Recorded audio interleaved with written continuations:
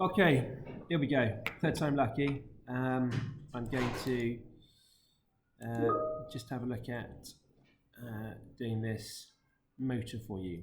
Sorry, distracted.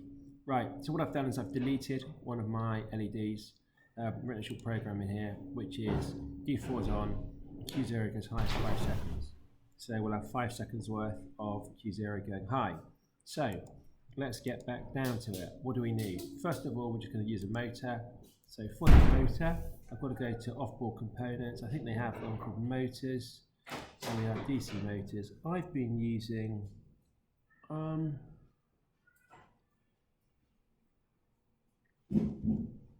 maybe this we're going to see it working a bit better. I haven't been able to see it work very well. Spin this round. So I'm going to connect one of these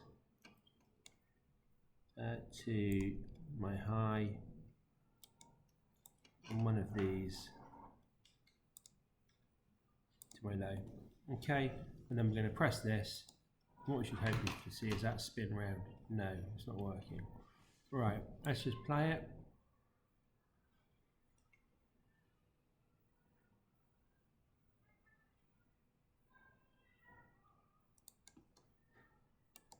Alright, I'm going to get rid of that.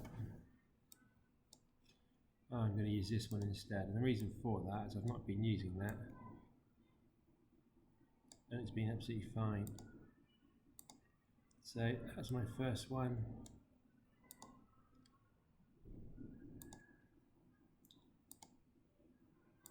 Two.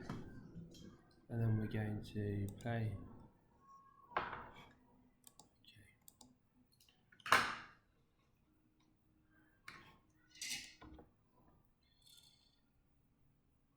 This isn't working, so what I'm going to do is I'm going to save it.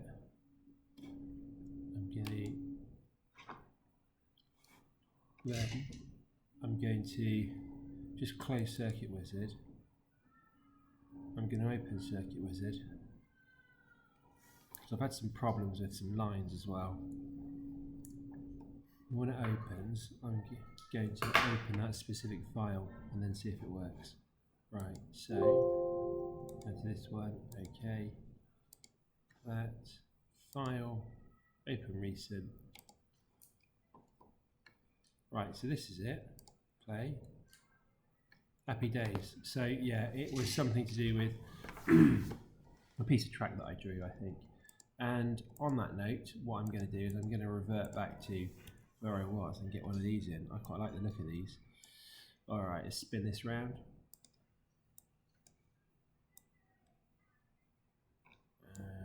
We've got that one that's going to go up there. That's the other one. I've not done very well with this overlapping of, I don't like doing that, but I think if I play that, we can see that when I press this button, nothing happens. You can see I'm getting a tiny little voltage here, and that's why nothing's spinning around. To be honest with you, so let's just do that once more. So you see I can hover above these terminals, and I can see the voltage is millivolts. Okay, so what I'm going to do there is I'm now going to stop the program, and I'm going to use a transistor instead. So I've connected it directly. I'm going to move that out of the way. I'm going to get myself a transistor. The transistor I like is a 5551. So let's just go up and find it. Transistors, NPN. NPN are on. That means they're going to be off all the time until they get a charge at their base and then turn on. It's 0.6 they start turning on and 1.5 volts they're completely on. So if we just go, they're right at the bottom. That's what I quite like, and they're quite easy to find. I think it's the bottom of this group of curved transistors. Now this transistor is one we have at school, or very similar to one we have at school, and it's got a collector on the left, a base in the middle, and an emitter on the right, unlike some of the other ones.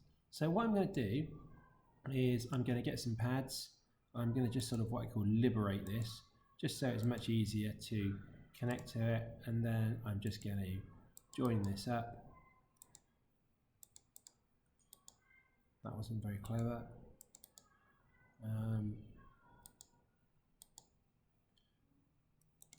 I think delete those. All right, so what I want to do now is put the motor before the transistor because that's where it needs to go. So to connect all of these, I'm going to get some electrical wire. Okay, that's going to go onto here. Now this needs to go to the high. Now we know the highs are over here, and not the lows over there. So the low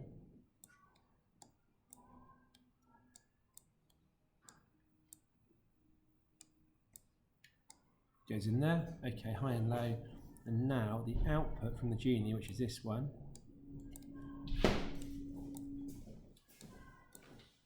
needs to go to that transistor. So what's going to happen now is hopefully when I press that button, that's going to go on 5 seconds. The transistor's going to allow electricity to flow through it. When the electricity flows through it, that's going to turn. So let's have a look. Play. And you can see that spinning. Fantastic, okay? So that's working. And if we have a look at 4.5 volts, what is, let's just do that once more. 5.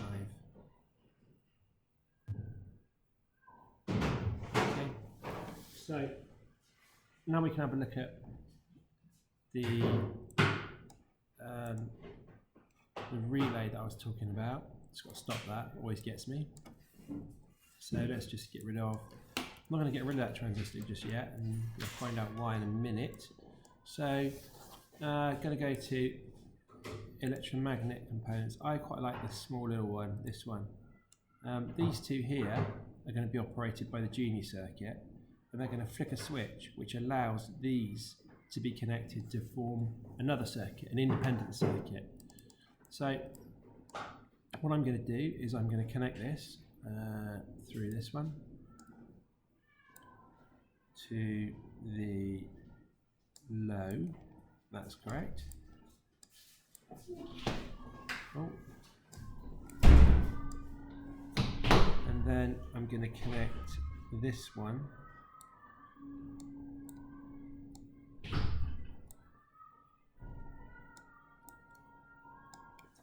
okay, so that should turn on my electromagnet.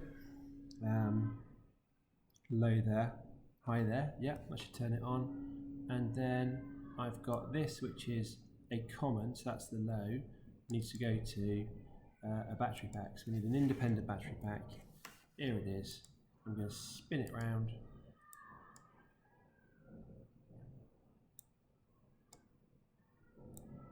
Take it onto there. This one needs to be a bit more careful with that. Just go here. And then this one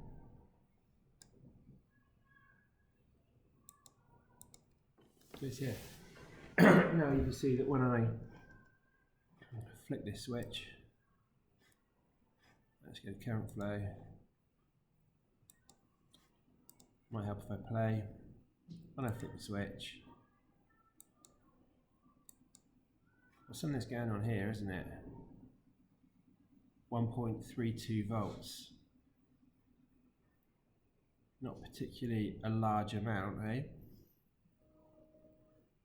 That's not moving at all. So let's just stop this. Let's have a quick look at this relay. 6 volt. Let's take it down to 3 volt. Okay. And let's play it. Still, it was 1.3, wasn't it?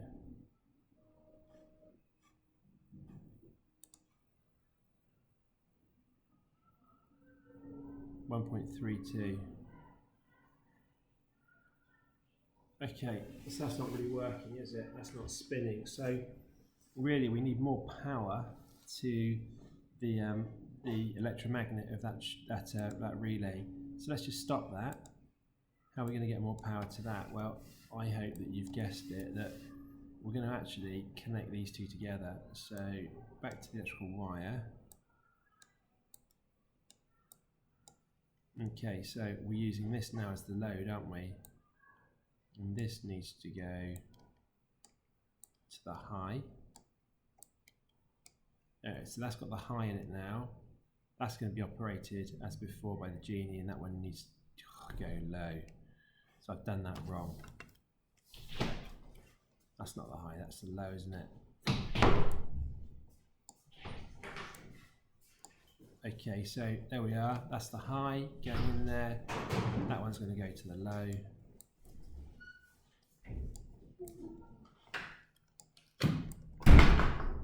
So we're getting a little bit confusing. Let's go to the low. But the big point here is that I'm going to bring a wire right out here, and this one is the one that controls the transistor. So now what's happening is we're using the transistor to control the relay, to turn the relay on and off, because we're using the source, aren't we? Our high ports down here to power it. Transistors here, the load is before the transistor, going from the high, that's going down to the low. Happy days. Right, let's have a look.